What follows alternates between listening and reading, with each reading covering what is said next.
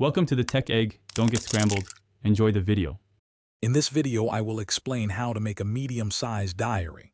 First, gather your essential materials. You'll need about 50 sheets of paper, some sturdy cardstock for the covers, and a reliable ruler. Don't forget your cutting tools. Sharp scissors and a craft knife are crucial. Also, have a strong adhesive ready, like craft glue or double-sided tape. Finally, pick out any fun decorative items you want to use, such as stickers or ribbons, to make your diary uniquely yours. Now let's prepare your diary pages. Take your chosen paper and cut each sheet to a consistent size, perhaps 5 by 8, 5 inches for a good medium diary. Once cut, carefully fold each sheet of paper precisely in half. This creates the individual pages of your diary. It's important to ensure all your folds are crisp and perfectly aligned. This attention to detail will give your finished diary a much neater and more professional appearance. Next, we'll craft the sturdy cover for your diary.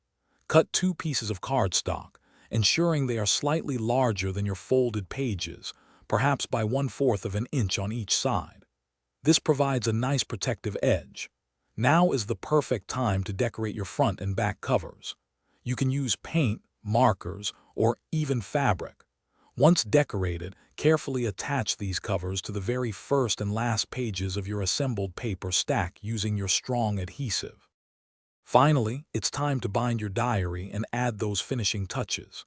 You can bind the pages and covers together using a simple sewing method, or for an easier option, use small binder rings or a spiral binding machine if you have one.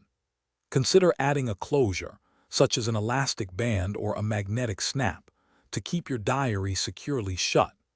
Don't forget to check the description for a link to the Echo Dot smart speaker and other great deals to enhance your home. Enjoy filling your new, handmade diary with your thoughts and memories.